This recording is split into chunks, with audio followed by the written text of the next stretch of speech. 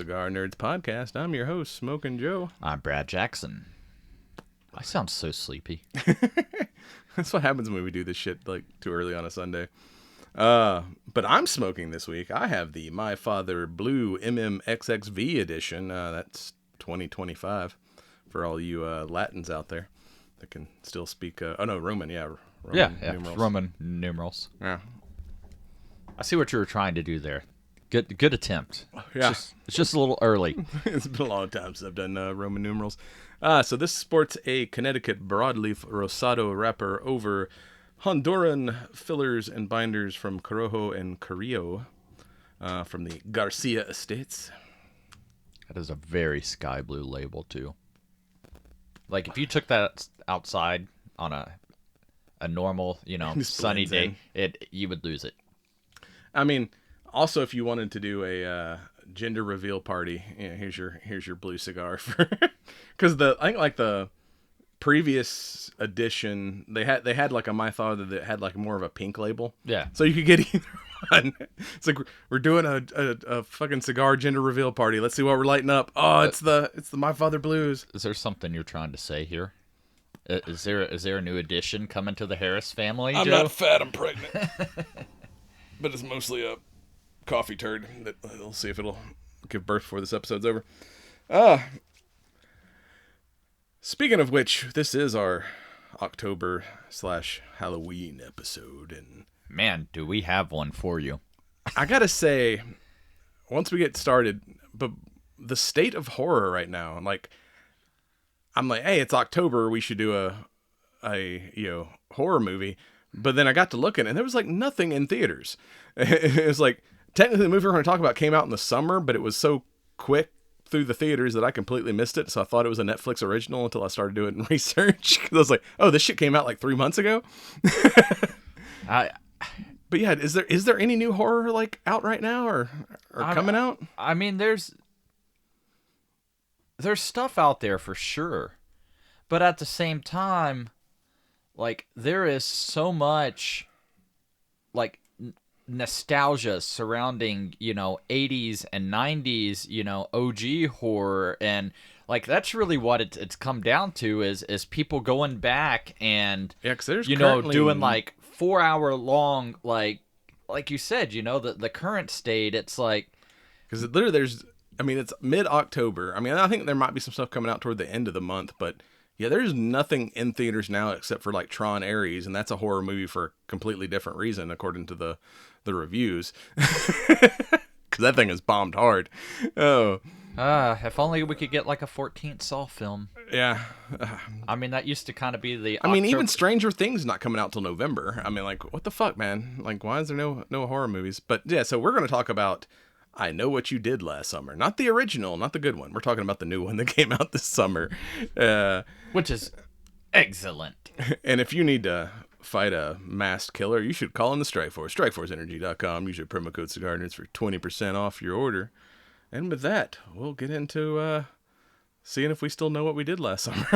I don't know what I did last week. Yeah, me either. That's why I write shit down. I got to go back to the internet and see what I've done. All right. I'm going to ask my AI to write a mental note for me to remember to write stuff down. Or at least make something believable up. And with that, we'll be back with the main show. And welcome back to the show. Yes, we're talking about I Know What You Did Last Summer. Not the 97 edition, but the 2025 edition, which, like I said, came out apparently in July. And because I remember us talking about the trailer for it when we were on a Nerd News segment at one point. But that shit, like, came and gone in the theater so quick that I'm like, I completely missed it. Like, I really thought this, when I saw it, it's like, oh, it's coming out on Netflix this week. I thought it was a Netflix original until I started doing my research. I'm like, oh, this actually came out in theaters? Yeah, I don't know. That's kind of the problem with news is, sometimes we're so far in advance that by the time something rolls around, like, it's already forgotten or it's lost in the shuffle. We get busy and it's like, oh yeah, I should go see that. And then it's like, I never go. Or it like ends up not performing well, which, I mean, this made its money back, but it wasn't like a huge hit. Normally horror movies make a lot of money because they're so cheap to make that they, even if they only, make 100 million, it's like, yeah, they only cost like 12 to make. So they're profitable. So you get, and even bad horror movies are usually like just entertaining to watch in like Mystery Science Theater 3000, that shit, and make fun of it. I mean, we've did that. I mean, we watch Zombievers. I mean, and the entire Sharknado franchise. So it's like, yeah, we don't mind. The one that really bad stands horror. out. What was the Korean zombie film where like they're Ass zombies or something? Yeah. I can't remember what it was. Yeah, but it was like some kind of parasite, and then it would eventually like sprout out of their butt. So there was like people running around hunched over with this alien arm looking thing coming out of their ass.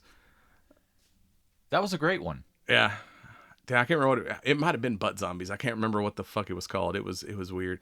Well, I'll tell you, like after Toilet of Death, maybe. After visiting Ford yesterday, if nothing else, I am inspired to go back and rewatch the entire fucking Trimmer franchise, because seeing like the F-150 Trimmer editions and stuff like that on the lot, I'm like, man, like those were some great films. That nobody understood their greatness until like 30 years later, but yeah. I can't remember the. I think there's a new Trimmer in. Not seen any kind of like video or anything. Well, I remember the last time we did an episode, we're like, yeah, we could do, and it was like, oh, dude, there's 5 of these movies, and I'm sure there's more that's come out that just hasn't been on our radar. But yeah, I remember them talking about that. I think that a new Tremors was in production, but I have not. I found it. It's Zombie Ass Toilet of the Dead. That's it. Yeah. So add that one to your Halloween playlist. I don't know if that one made it to an episode or not. I can't remember. I think that's. I don't think so. I think it's just one of those things we always reference because it was so fucked up at the time. But I don't think we ever did like a full episode on it. We've gotten so much older and wiser and more mature. We don't do any more debaucherous things. Our ass blaster episode. We should do better. Yeah. We're professionals, goddammit. Use that term very loosely. So yeah. Like your asshole with a zombie arm coming out of it. All right. And welcome to the stage, Georgia Flood. And we're back on topic. But when I started doing the research on this movie, did you know this was the 4th in the series? I had no clue that there was a 3rd movie that came out. I knew that there were other films. This is one of those franchises that, like, the scary movie parodies bleed over with the actual films, and I have a hard time differentiating like what happened. Yeah, like, so when I started reading like the wiki on this, and it's like, oh, it's the 4th in the series. I'm like, no, it's not. It's the 3rd. Is this like a typo? Because fucking Wikipedia is not always 100% accurate. And then I got to looking. We had the 2 original. I Know What You Did Last Summer, and I Still Know What You Did Last Summer in like 97 and 98. And then apparently in 2006, there was a direct-to-video 3rd movie that had absolutely nothing to do with like the original movie. Like none of the original cast appears. It's not even in the same city. Like this one takes place in Colorado, which I don't know why there's a fisherman in Colorado. But yeah, basically it's like someone using the killer's, accoutrement to pull off murders in another town. It's almost like the direction of, you had Halloween 1 and 2, Michael Myers and, all that shit. And then you get to Season of the Witch and it's like, oh, it's now just the thing on the TV. Yeah. Sam Hain. And, the 3rd one was called I'll Always Know What You Did Last Summer. And had no actors I recognized. It was like a straight to like video addition to the series. So did you end up watching it? No, I just saw it pop up when I was like, there's, I looked up the franchise. I'm like, there's no way there's 4 movies. And I'm like, what the fuck is this thing? I've Never even heard of it. So yeah, I've not watched that one yet to see if it was how it turned out. But yeah, none of the original actors, none of the, like I said, different town, different everything, other than some kids fuck up and a dude in a slicker decides to come get vengeance. That's like the only connection to the original movie. I mean, I think you just summed up this movie. Yeah. Crap. Dude, we're 6 minutes in. and you've killed it. Yeah, and then this one is basically a sequel to the second movie. They too ignore that there's 4 movies in this franchise. They're like, we're not talking about that bullshit in Colorado. That had nothing to do with this. But before we get into like the details of it, the theory I brought up to you that you're like, oh fuck, now that you've said it, like I can't unsee it, this is basically just Jaws. It's the plot of the first Jaws movie. Except, the human is the real enemy. Like Jaws would be like, our heroine at this point. Like, God, we just spoke that into existence. We're gonna get some. Well, if you remember, for all y'all that might not be up to date on your Jaws, the first movie, it was like a resort town, and bodies are, starting to drop, and the sheriff's like, oh, we got a shark, we got to close the beach, and the mayor of the town is like, oh no, it's going to ruin, it's tourist season, and we can't scare off the investors and whatnot, so he basically tried to cover it up until, he couldn't cover it up anymore because, like, children were getting eaten.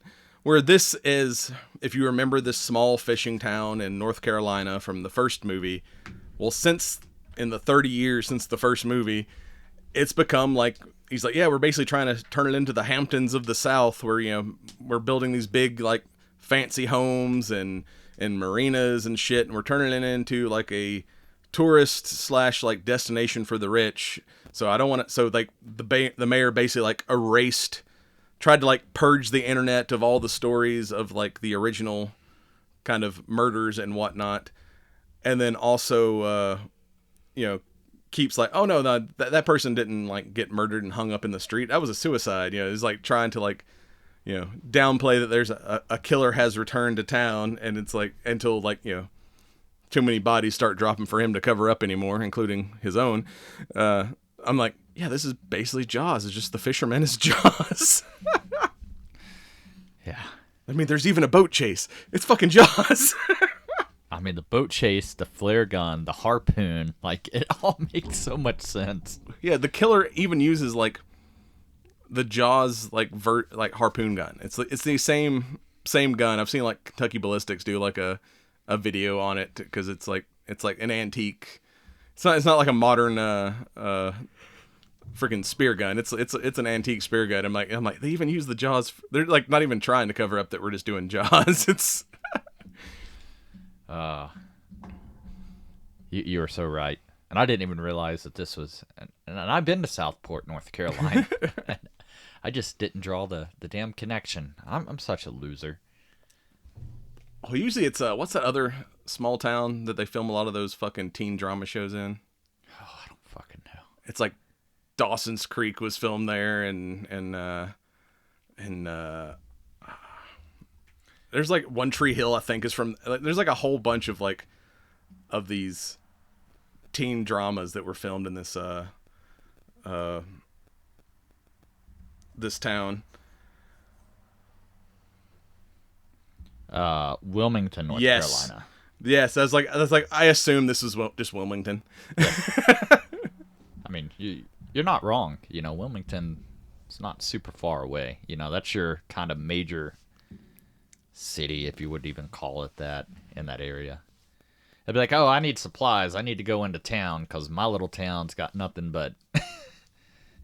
Yeah, it's like North Carolina. You get off of the beach, it's like you're in the woods. It's like, Gatlinburg and Pigeon Forge and like all these little mountain towns. And it's like, yeah, it's like the right side of the state is like beachfront stuff. And then like everything to the left is like, it's all like just mountains and woods. I can tell you all about that if you have questions. That's like a freaking I mean, it's not North Carolina, it's Tennessee, but that's, kind of close there. It's like, one of my friends said, yeah, it's like Tennessee. If you're from West Tennessee, you're a redneck. If you're from East Tennessee, you're a hillbilly. Because, like, it's kind of the same way in North Carolina. If you're from the East North Carolina, you're beach people. If you're left North Carolina, you're hillbillies because you're on the mountain. Yeah, but Glorilla would say, I'm from Memphis. What you know about me? The same guy used to say all the people from, because he was a West Tennessee guy, so he made fun of East Tennessee, and he was like, he said all those people have one leg longer than the other because they're always standing on the side of a mountain. I believe it. That's what my life has turned into as of late. Oh. So yeah, we get returned to the Southport, freaking nearly 30 years later from the original, and overall it's an okay movie. I wouldn't call it great, but it had its moments that I'm like, if you remember the first movie, it's all about a bunch of kids, like, just graduated, whatever, fucking partying, getting drunk like you did back in the day, and they run over some random dude. Where in this one, it's like, we have a designated driver. Like, she's not high. The rest of us are all high and drunk. And they weren't even, like, that drunk. It was like they're all smoking weed. So I think it's the new, like, we're gonna get party is we're gonna go smoke. And, like, there's a moment where the dude, like, screams and she slams on the brake and she's like, what? And he's like, oh, nothing. I was just fucking with you. It's like they had those moments where you're like, all right, are they doing like a straight reboot of the original, and then they don't run over anybody? In fact, like in the first movie, they straight up run over a dude, think they've killed him, hide the body. Where this one, it's like, we're on the side of the road just fucking around, and some dude comes around the corner and like runs off the road trying not to hit us. So it's like truly a fucking accident. Like, I think they probably would not have gotten in trouble if they'd just called the cops. And they even tried to save the dude. Like, he hits a guardrail and he's like dangling like over the edge, and it's like, they literally tried to save the guy before it like teetered over the edge. I'm like, all right, this doesn't seem nearly as bad as the shit the people did in the original movie. I mean, at least y'all tried to help the motherfucker. Yeah, I don't know. Like, I see where they were going from the morality aspect of, like, involving the shady politician, like, or the fucking, I guess maybe he's the town mayor or an investor. It never, or I mean, like, he literally runs the town, but it never like mentions if he's like the mayor or just rich politician on the influential on the fucking board that's just got everybody by the fucking purse strings, and it's like, I've invested in your little community. I've got you all by the balls. I own you, sheriff. I own you, judge. Like, yeah, it's like the boss hog of North Carolina. Yeah, but even Boss Hog had his redeeming qualities and stuff, though, I think. But this is how. Yeah, so like they literally like tried to help. I don't feel like their crime was as bad as like the what the people in the first movie did. Oh, I mean, essentially, like, and some of them like they're like, oh yeah, no, we've emergency services on the way. We've called the cops. We're just gonna go down to the station and make a statement. So everybody's like, oh yeah, we're cool, and like jump in the car and take off. And then they get back to his house. He's like, why aren't we at the police station? All right, I didn't call the cops. I called my dad. He's covering everything up, but we got to promise not to tell anybody that we were there. It's like, motherfucker, you really didn't do anything. Y'all could have been like, yeah, dude came around the corner and ran off the fucking ridge. We tried to save him, and like not even mention the fact that you were fucking dancing in the middle of the highway, and y'all probably wouldn't have gotten in any trouble. I didn't see a lot of. Somebody probably had a fucking cell phone out recording some shit. Somebody would have known. But anyway, this is the movie that I'm like, I'm too old for modern horror, because the cast is all not just like Gen Z people, but the worst kind of Gen Z people, the like rich entitled fuckers. So where I'm like, yeah, fisherman, go ahead, kill these guys. They're like, I don't like. There's not a single likable character in the bunch. I'm like, of like, yeah. So now, like, I used to make fun of like my parents back in the day when I'm watching horror movies in like the 80s, early 90s, cheering for the killer. And I'm like, I get it now. Fucking teenagers are annoying. Teenagers and early 20s people are like kind of annoying as a guy that's nearly fucking 50. And I'm like, I get it now. I've reached that age where I'm the grumpy old man cheering for the killer in the horror movie. Fuck them kids. You made it farther than I did, so congratulations. Like, people's like, how old are you? I'm like, I guess I'm old enough to not give a shit and just stay pissed off all the time. Get off my lawn. You damn kids. But yeah, like you said, like I like a horror film that makes you think, or we've talked about several times where when it comes to the killer, you're like, I can kind of go both ways. But no, I'm with you. Like, on this one, I'm like, everybody's just annoying. This feels like a fucking reality show, goddamn, drama, Love Island type bullshit. I'm like, just fucking kill them all. Literally, like, one of the main stars is Madeline Klein, who played Danica Richards, who is from one of those, like,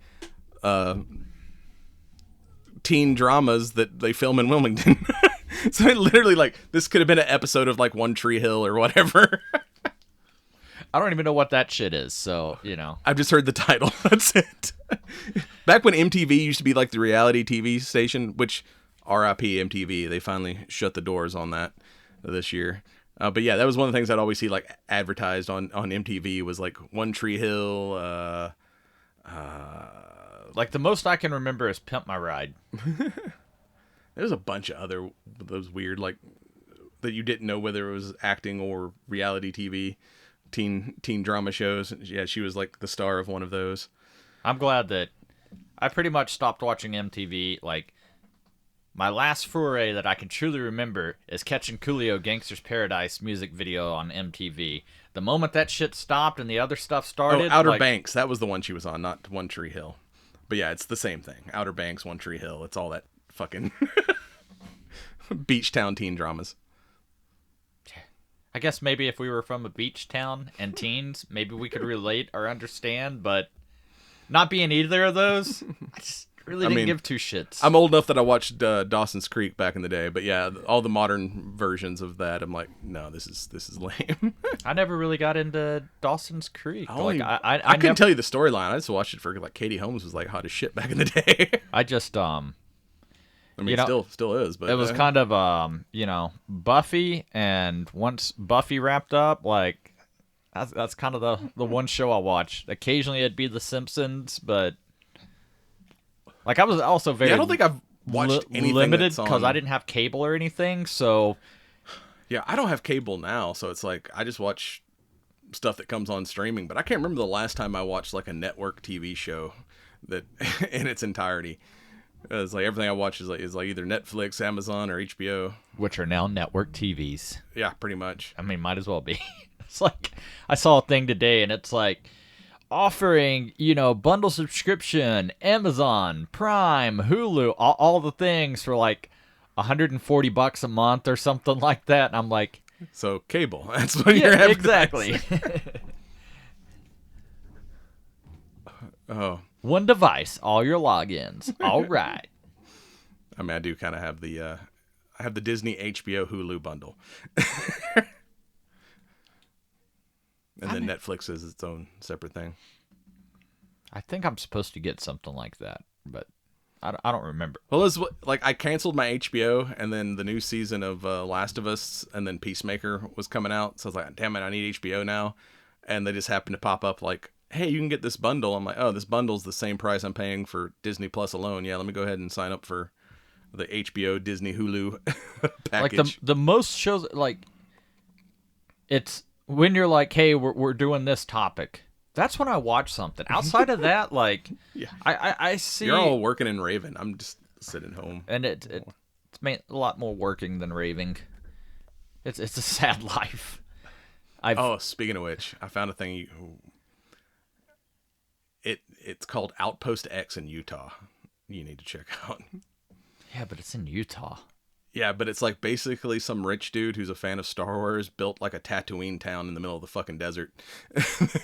It looks like a place you would have a rave, but it's like the hotel. They have like Viking tents and like the fancy rooms are like these mud hut like cave looking things that are like really nice on the inside, but they just look like a fucking Obi-Wan's house on the outside. Yeah. And they've got like a big dry lake bed, and they've got these like golf carts converted to look like the sand speeders from Tatooine that you can go out there and run around the fucking desert in. It looks cool as shit.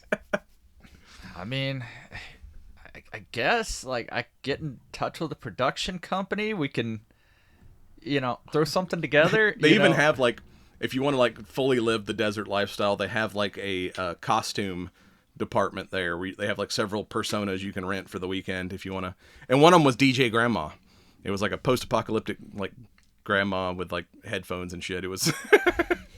That's gonna be me with my bad knees. You could be DJ Grandma. Like, all these fucking DJs up there jumping around, and that's like, I got you on the mix, but I'm gonna have to hire somebody much younger than myself to do all the jumping around and like. You're gonna be like when we go to see these. I'm gonna be DJ Cripple. we go to see these old rockers that we used to like, and they're like on stage in a chair because they can't like run. They can still play. Like I still got use of my hands and my brain, but my legs don't work no more. So I'm just gonna sit in this throne and rock out.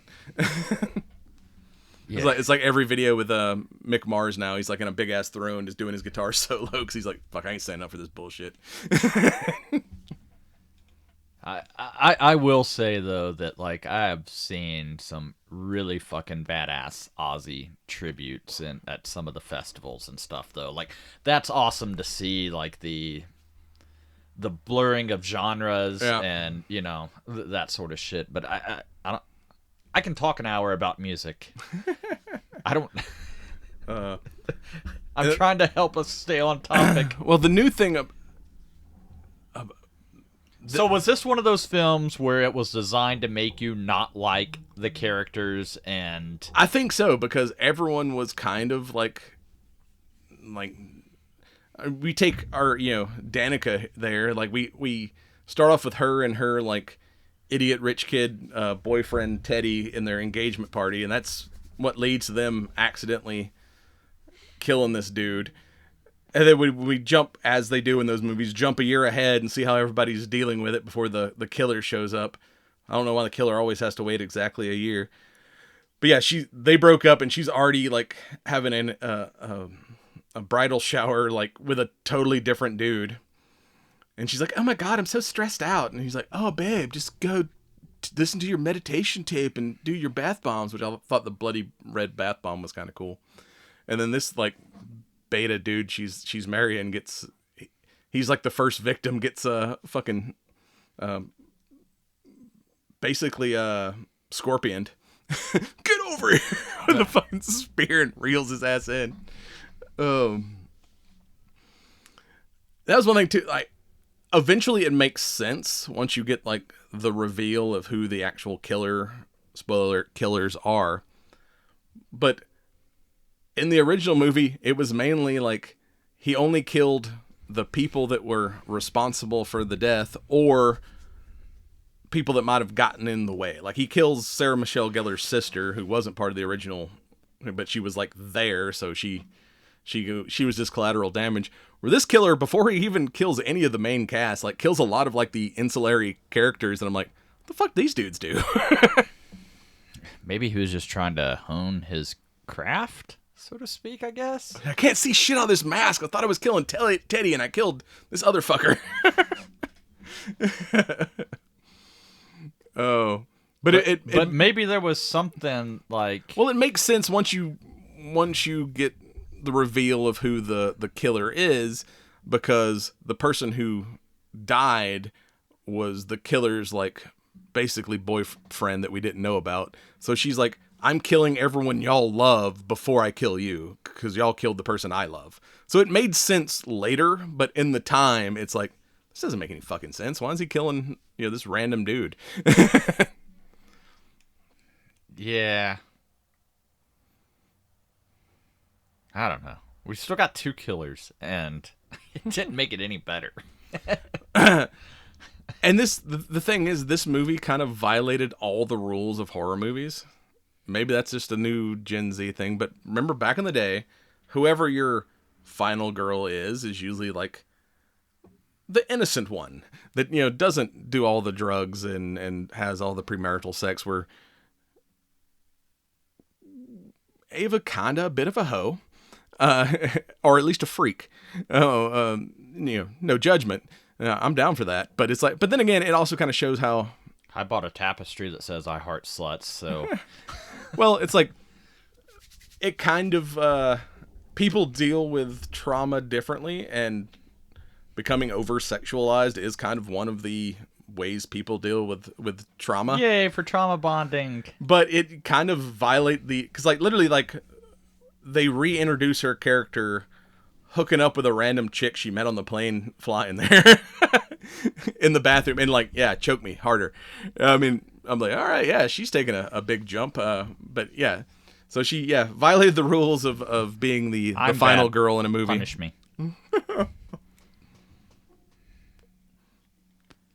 So that was a bit different.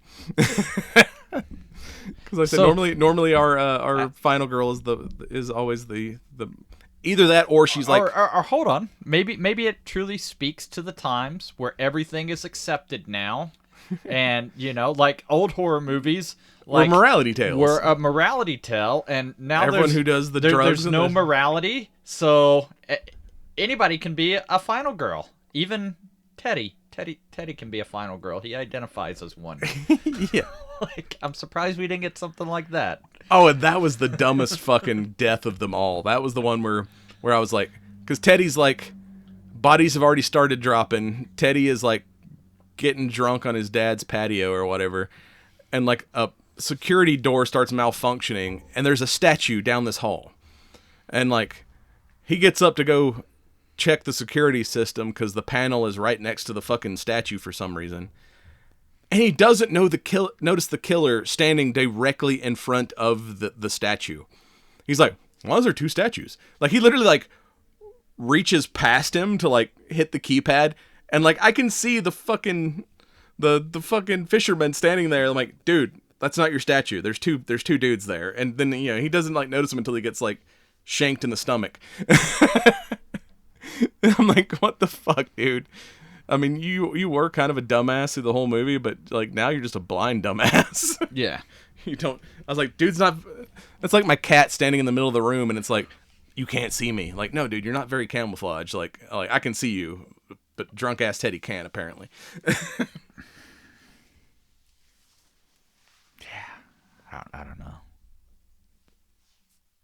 I mean, at least tried to. I mean, he got some good punches in, but like every time he'd punch him in the face, then he'd get shanked a couple more times. I mean, I guess that was the one good thing is, you know, there wasn't like a supernatural, unkillable element. You know, these truly were, you know, just a dude or a lady in a mask, depending on who was killing who. You know, so it was kind of, you know, where there was a fighting chance now and again, but I'm like, I don't know. We're just cut from different cloths. Like, I would be like, I might die, but the injuries you sustain in killing me, you're probably gonna die with me. Yeah, I'm like, yeah, mag dumping your fucking raincoat wearing ass. You better have some Kevlar under that jacket, because we about to dance. It's almost like that meme, you know, and it's always a dude, and he's like, I break in your fucking house, what are you doing? He's like, oh, welcome in, honey, go put on some tea. We got a visitor. Oh no, you just need to sit right here. Let's talk this through. And you know, the guy's just so cordial and polite, and he's like, I've been waiting a really long time for this, you know. You're in the wrong house. and don't think about crying. Don't think about running. You know, we're not going to do any of that. Or it's the one I saw, one of the guys I follow his video, like, he's like, oh, someone broke in the house. And he like grabs one guy's like, nah, the police are going to take this. I mean, he's like, oh no, this one's worth too much. He's like going through all his like really expensive, nice guns, trying to figure out what he's going to shoot the guy with because he doesn't want it to be in an evidence locker for the next year. So he's like, no, oh yeah, let me grab this musket because I don't want him taking any of my good shit. And that's why we have High Point. Yeah. Why is your home defense gun a High Point? It's like, because I don't want him taking the $12,000 Terran gun. Oh. And poor Milo, who is like the super white bread dude who's like wants to be a politician. He finally, because Ava was like his high school girlfriend or whatnot, and he doesn't know she's turned into a freak in the last year. And they finally start like hooking up, and he like kind of touches her throat, and she's like, "Oh yeah, choke me harder, like punish me, I deserve it." And he's like, "Whoa, what the fuck?" He's like, I'm gonna need a minute." He's like, he's completely freaked out. But then him like going and sitting in his car to get his cell phone charging. He's looking at himself in the mirror and he's like trying to talk. He's like, "Come on, man, you can choke her, you can punish her, yeah, you can do that." Trying to like, fucking. He's like, "There's a hot ass chick wanting to fuck in the bedroom, man. I gotta man up, dude. Like, yeah, you fucking choke her." Like trying to get himself hyped back up to go back in there and deal with that. And then he gets choked himself and punished. Yeah. As he should. Oh, but yeah, that him trying to hype himself back up was just fucking hilarious. Worst gear up montage ever. Yeah. You fucks, you can't even fuck properly, and they like no wonder you're dying. Maybe that's what this was. Dude got cock blocked. I mean, normally it's like you get laid in the horror movie and then you die. That's like it's like, no, you even try to get laid in this horror movie, you die. The fucking killer's a cock blocker. It's like, haha, not only are you dead, but you're dead with blue balls. That in the first, or well, not the second person to die. was the chick that Ava hooked up with at the airport, who turns out is a true crime podcaster. And I'm like, yep, that's typical white woman behavior. It's like all the true crime podcasts are hosted by women because like it's the modern equivalent of like reading murder books. Like all women love murder books, and now it's murder podcasts. It's those things. We should have done a murder podcast. We'd be way more popular than we are now. We might even be monetized if we did a murder podcast. We just have to stop smoking and vaping and get females as host. I'll get a wig. You're gonna be a sexy lady. I can see it. But yeah, she's there to cover she's doing an episode on the original 90s massacre. And she even takes Ava to, he's like, "Oh, let me show you this place," because like she had not heard, because like I said, they had kind of whitewashed this whole incident from the 90s. So she takes her to like one of the murder locations, which freaks her out until like the actual killer shows up. And it's that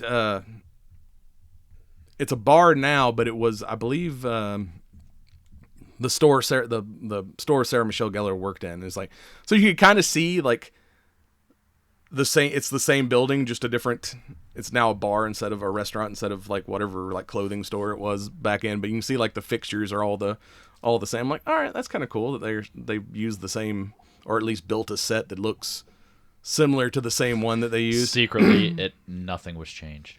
No, just it was a bar back then that they just made it look like a dress shop. I mean, anything could be a dress. You just need mannequins. That's it. And a crab trap for some reason, because she first thing gets. Well, if you're gonna whore around, crabs are a possibility. Best to trap them motherfuckers, okay? Oh, speaking of crabs, I saw a video the other day of police arresting a lady shoplifting, and she had stuffed like $300 worth of like groceries down her pants, and like they cuff her up, and as they're like walking her back to the car because they're waiting on a female officer to like pat her down, a crab leg falls out of her pants. I'm like, and when they start patting her down, they pull out like a full rack of ribs. I mean, this lady hid some shit. They'd be like, "Damn, bitch, you already stole one of my ribs." Now you're still in a whole fucking rack. Damn. Talk about never being satisfied. But I mean, like, if you're gonna be a thief and you're legit like fucking stealing, like, you know, you know what? Maybe, you know. If you're stealing to survive, but like, no, you're getting bags of shrimp, like fucking snow crabs, racks of ribs, a couple like nice steaks. Like, no, you're you're just trying to party. It's a terrorist. They're after the radioactive shrimp. You're using the shrimp to make a dirty bomb. Trying to get them isotopes, man. But we've yet to talk about like the original cast is back, because as soon as she finds out about the original killings, she's like, oh, the original final girl, Jennifer Love Hewitt, is now a college professor in a nearby town. Let me go ask her advice on how you survive one of these murder movies. And her advice is like, find who's trying to kill you and kill that motherfucker first. I'm like, solid advice. I kind of agree with it. And then of course we got Freddie Prinze Jr., the original Ray, who now like owns a bar in town and is basically kind of the adoptive father of one of the girls, Stevie. And he's the only one, like, you know, our little outcast. He's like, all right, Mayor, like, you know, people, you ignored us last time, and there's people dying this time. You can't order. But then we get the surprise return of Sarah Michelle Gellar that's the only kind of supernatural thing we see in this movie. It's like a dream sequence where Danica falls asleep at the police station and sees Sarah Michelle Gellar's character from the first movie standing over her dead boyfriend's body with the hook in the same dress from the original movie. And I'm like, damn, did they de-age her, or does she still look that good at... I mean, Sarah Michelle Gellar's probably aged the best out of all of them, but yeah, I still think they did a little CGI de-aging there. She looks exactly like she did in the 90s. Which, that joke is funny, because she's like, telling the new final girl, like, it's that it is your fault, and she's holding the hook, and she's like, I was just like you, way back in my day. It's like, well, maybe I shouldn't say, I don't want to date myself. And she's like, in the 90s? And she's like, careful, bitch, I still got the hook. Don't be calling me old. But the nightmare turn in that dream sequence where the blood just starts running down her face, and then she kind of decomposes as she's given her final threat or whatever. I'm like, all right, that looked pretty cool. That looked like something in a real horror movie. But now we're back to this completely unlikable cast. It's like the sequences of, like, oh, I was happy she did die. Oh, fuck. Now we're back in present time. Somebody off this bitch already. Like, yeah.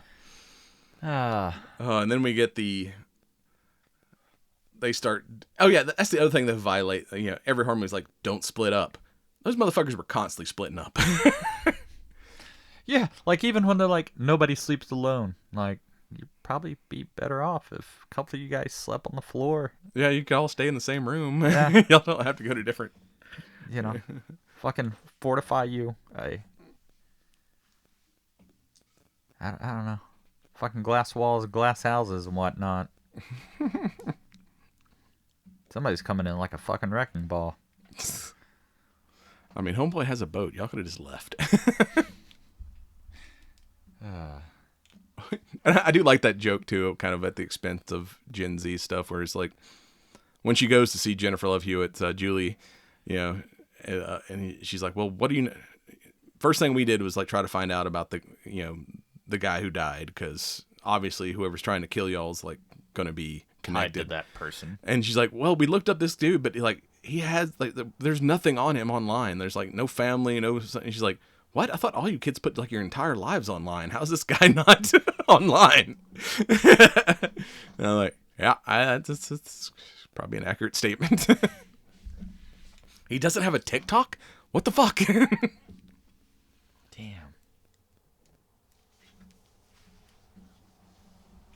The dude's don't has a Twitch channel? How is this possible? God. That would have been the ultimate Gen Z twist, where the person who's like trying to kill him as just one of his followers. He was like a famous like TikToker or something. It's like, you ruined my favorite streaming channel. Now you must die. I mean, I thought for sure it was gonna be the chick with the damn murder podcast Until she got murdered herself. But and then we find out that the guy in the car was stolen, and the car actually belonged to the local preacher, who's kind of like one of those young hippie preachers that how was it dude's always sitting in front of his window praying. Pastor Judah. He's very quiet, wearing his Hawaiian shirts and whatnot. I mean, Jesus loves Hawaii. He loves everything.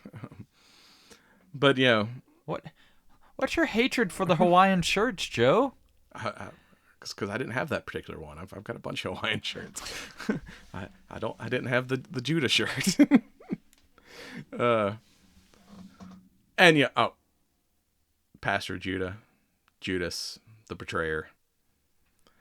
Yeah, so now you're like, oh, it's got to be him. This film got philosophical. Yeah, it's got to be him. He's got to be the killer, or the creepy girl working in the church. I'm like, that's going to be like the kid's like sister or whatnot.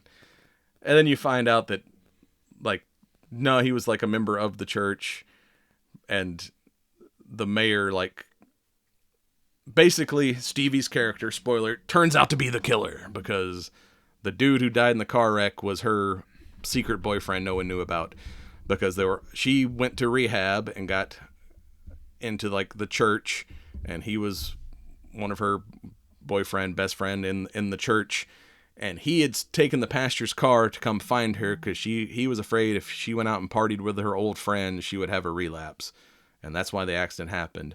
But the mayor, trying to cover up for his son, basically bribes the preacher into saying the car was stolen, and so like, oh, this kid was a drug addict that stole a car, and and then we find out that, oh no, the preacher and Stevie knew it. Oh, and speaking of Jaws references, when they finally kill Teddy and his dad, the corrupt maybe mayor, they hang him up on the fishing docks like a couple of caught sharks. I love too how like the police are just like, yeah, fucking leave them hanging, and we gotta wait for the CSI to get here before we cut them down. You people need to disperse. I'm like, I'm pretty sure in actual investigations, like, more would be done to secure the scene. Yeah, there should be some some crime scene tape up at least. We should And where did all those fucking people darks. come from? It's a small town. They didn't have nothing else to do. Yeah, but where were all those fuckers when everybody's getting murked? Yeah, it's like they didn't have enough money to like for a lot of extras. They blew them for just like certain scenes. So it's like the rest of the time there's like nobody around until they need we need a crowd for this body reveal. But they finally decide to go arrest the preacher, and they find him murdered too, like his eyes ripped out and posed in like a praying stance. He's a praying mantis. But then they see Stevie as a picture. Stevie knew all these people. It must have been Stevie because she's not dead. Everyone else in this photo is dead. But finally Ray's like, y'all got to get the fuck out of town. Everybody jump on the boat and get out of here. And then all you're doing is trapping them with the killer. And then, of course, Ray shows up in his boat to save everybody because he's been the hero in the last 2 movies that count. And then you find out, no, Ray's gone to the dark side.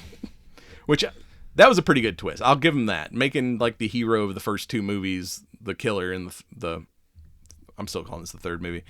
I'm like, all right, that's a good twist. I will say that the misdirection there, there were several instances where you're like, oh, I think it's this person, and then you find out later that it's not. Like, I'll give it that. Everything leading up to that point, though, was just kind of utter horseshit in my opinion. I mean, it was fairly well written for a murder mystery thing. Like I said, I didn't call it that it was Ray. Like, I started to mistrust Stevie before that, but I didn't call Ray till like the reveal of like, she calls Julie and is like, oh yeah, Ray saved us, and then like she Googles and like sees like Ray is like, partners with that girl. It's like, oh my Gen God. Z's modern whodunit. But then his motivation for, I get that, like, all right, I promise to take care of this girl. These fuckers ruined her life, so I will help her get vengeance. But his other motivation is like, well, they erased what happened to us. Like, fucking, like, people need to remember us. So, like, I needed to bring back the legend of the fisherman so like the town wouldn't forget what happened to us and our friends. I'm pissed off that they covered up all the things that our friends' deaths and whatnot. I'm like, really, Ray? I mean, it's cool and all, but meh. I mean, dude, he's named Ray. Okay.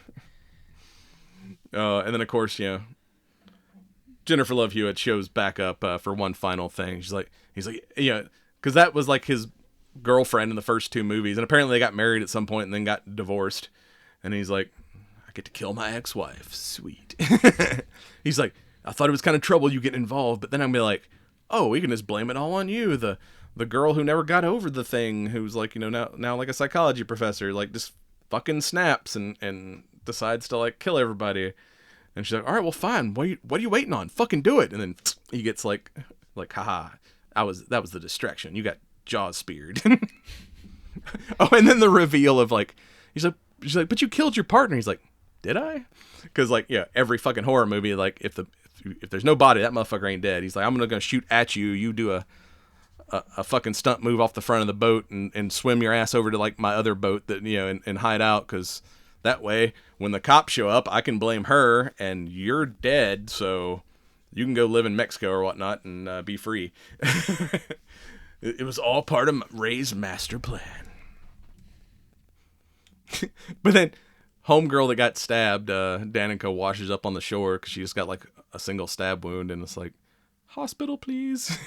So like we get two final girls, but the nonchalant way that they're talking about what they went through, they're like they're both like limping their way out of the hospital, and he's like, I'm fucking starving. Like, dude, have we eaten this entire movie? I don't think so. Let's go get like food. So they're like on the beach having food. He's like, oh yeah, weirdest thing, I forgot to tell you, Stevie's alive. What? Are we gonna have to kill that bitch? I mean, it seems extreme, but yeah, I think probably we're definitely gonna have to kill that bitch. All right, sweet. Let's finish our fucking nachos and then let's go find her. It was just so stupid, but it was funny. I mean, I could. That part, like, I thoroughly enjoyed, because I was like, a nice comedic ending. It release the stress that you've gone through for the last few minutes. I was like, oh, that's funny. Like, I could see that happening. Like, you and I go through some and it's like, man, I think we're gonna have, we're gonna have to talk some mad shit about this. I killed that dude with a spear. Hell yeah. Dude, I got fucking stabbed. That sucks. I'm really disappointed the flared gun didn't get used. Yeah, it's like that's like is like another rule. If you introduce a thing, it has to, like in Act 2, it has to get used in Act 3. It's like you don't introduce a thing and then not use it. But yeah, like they're all grabbing weapons, and homegirl grabs a knife, and the other one grabs like a freaking. Yeah, and Ray shows up with the pistol, and she's like at the flare gun, like, I got your back, Ray. Like, what the fuck are you gonna do with a flare gun? It's really bright and really hot. Yeah. Ow. You gotta throw a bottle of like high-proof rum on him and then shoot him with the flare gun and set him on fire. That would have been cool. I'm gonna go ahead and call it now. Our continuation, or the sequel to this film, they end up back on a boat. Somebody gets speared with a barrel, and the flare gun's used to explode the barrel. We just go full fucking Jaws. I just waited for someone to go, smile, you son of a bitch. Oh. If that doesn't happen. Jeez. Oh, yeah, that needs to happen now that you've said that. Oh, God damn. Oh. The fucking boat they steal is it's going to be Ray's second boat, right? It's called the Orca. Yeah. Oh yeah, and they have that moment around the table where they start comparing scars. But he's like, I got stabbed. Oh yeah, well I got stabbed in the arm. It's like this dude with the whole like Fucking Quinn, them all comparing scars in the galley. That's gonna happen in the next movie. It's like gonna be like the two of them and Jennifer Love Hewitt like sitting around the table comparing their their battle scars. And I mean, wasn't the second Jaws film titled Revenge anyway? I think so. I mean, I remember one of them was Jaws: The Revenge. And I get it, because didn't Jaws just also have its 40th anniversary? Or 50th? 50th, yeah. I think it was like 50th either this year or last year. Dude, it's gonna fucking happen. They're bringing it back. But then we get our post-credit scene where you get... I didn't even fucking know there was a post-credit scene. Oh, you didn't even stick around for the post-credit? Well, you remember fucking Jaws, too. I Still Know What You Did Last Summer, where like they go on like a vacation to some resort and the killer shows up and start trying to kill him.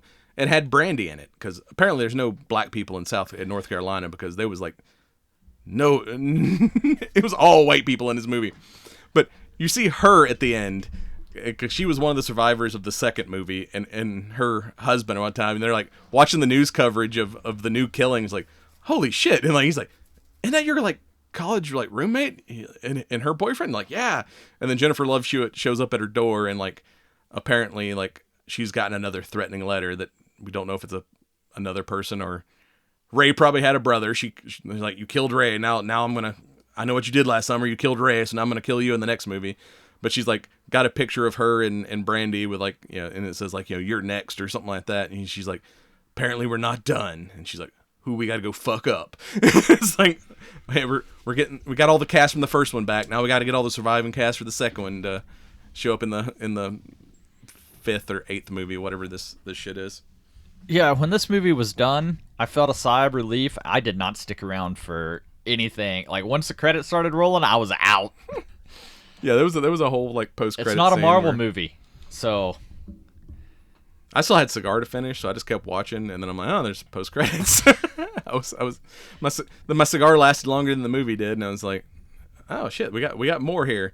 So I just looked over at Rachel, because I think she was watching Alice in Borderlands or something while I was watching this, and I was like, I just watched the stupidest movie ever. You should definitely watch this.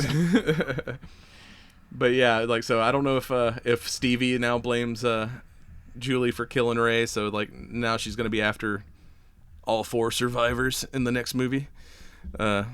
If it gets a next movie. But yeah, they definitely teased a continuation of because we got some loose ends. We got one killer that possibly escaped justice, and it didn't do too bad in the box. I mean, it was $18 million budget. It made $64 million, and no telling how many. If it's gotten a bunch of views on Netflix, that'll probably be the I don't even deciding know how factor. that shit like even works. Like, once it goes to Netflix, like, Because Netflix doesn't really traditionally they'll tell you if a movie did well or not, but they don't really release numbers like the box office numbers do. So you never really sure how popular something is on Netflix. I mean, it was in the top 10, and I was like, my God. And there was so many people that forgot that came out this summer. Like, oh, I Know What You Did Last Summer. Let me watch that, because there's no fucking horror movies coming out this month for some damn reason. So as we kind of wrap up, let's talk a little bit about horror. So the Monster series, where they pick a certain serial killer. Oh yeah, there's been a lot of like true crime documentaries or fictionalized true crime. One just dropped that I was really fucking looking forward to, because of course it was, Ed Gein. Yeah, because so far they've done what's his fucking name? The cannibal. Dahmer. They did the Menendez brothers, and now they're on to Ed Gein. Yeah, and I have to say, I was like, and I didn't watch any of the previous ones, so I didn't know what I was getting into, and I was like, what the fuck is this dog shit? Yeah, I've heard it's bad. And they got I like Charlie Hunnam, but Ed Gein was a weird looking dude, and Charlie Hunnam, always been kind of an attractive man. I'm like, how does they make him into Ed Gein? Well, it's I didn't know what to expect. I didn't know if it was supposed to be like a docuseries, which it's not. It's No, it's like based on a true story. Like it's it's a recreation of the events. It's not a documentary. which and it's just one of those like The equivalent of the made-for-TV true crime movies that you used to get back in the day. No, I mean, because there was a lot that was introduced and blah blah blah. Like I don't know. I was expecting more documentary, and this was more sensationalized stuff was added just for screen purposes, and there was a lot of stuff It's that one of didn't those even loosely exist, based on like, on a true story. Like I don't know. And if you're not familiar with Ed Gein, he's like one of the big American serial killers that he has had such an influence on pop culture. There's so many movies based off the exploits of, like, he's the inspiration for Texas Chainsaw Massacre. He's the inspiration for Psycho.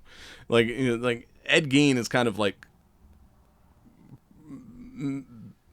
influenced a lot of pop culture. So it's like a story based on the actual dude. It's like it's kind of interesting, but yeah, it's like I've heard those Netflix retellings are just basically fiction with a real person's name attached.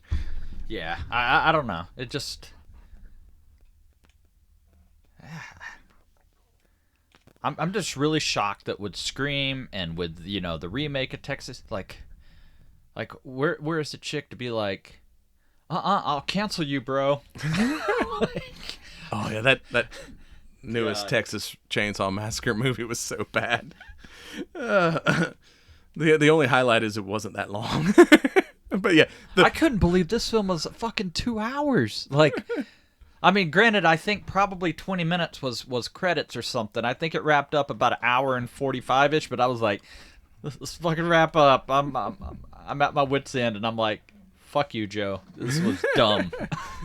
because originally we were going to talk about Tron Ares, and it was like, man, that thing bombed at the box office. I'm like, hey, but also it's October. We should find a horror movie, and this was unfortunately the only new horror movie I could find. But I'm like, even if it sucks, it's going to be something we can talk shit about for an hour, and we've managed to do that with minimal sidetracks. Good job on. It was all you, because I was absolutely trying to sidetrack. And I want to say I was thinking about it beforehand and bought the My Father Blue because Billy Blue was Ray's kind of code name, and no, I just completely didn't think about that, and it was complete accident that I bought the My Father Blue to go with Billy Blue. But yeah, it looked like I was planning this shit out. Whoa, I think you're a killer. Your subconscious just came through. Exactly. It's one of those. This is one of those horror movies where there's like a split personality, and I don't know I'm the killer. It's real life, or is it? Maybe you're schizophrenic. You can't distinguish reality from what your brain thinks it's. I had a weird dream and I killed all these people. What was that movie? Where the guy had multiple Split. Oh yeah. I didn't do that. That was Michelle. Michelle did that, or whatever the fucking other personality was. Yeah, that's what we're dealing with here. So as we wrap this up, talk about the My Father Blue here. Pretty good cigar. It's definitely on the higher end of medium plus. A little bit of leather, a little bit of a little peppery, a little bit of woody, and kind of a touch of sweetness, more like a dried fruit sweetness, not a sugary sweetness. So yeah, it's definitely entertaining. Got some apricots or some raisins maybe. Some craisins, cause you're crazy, man. Damn, and on that dad joke, we will wrap it up and be right back with some science. And you've been watching the Cigar Nerds podcast. Check us out on cigarnerdpodcast.com and on the ESO Network, esonetwork.com. And don't forget, smoke them if you got them. Like, comment, and subscribe.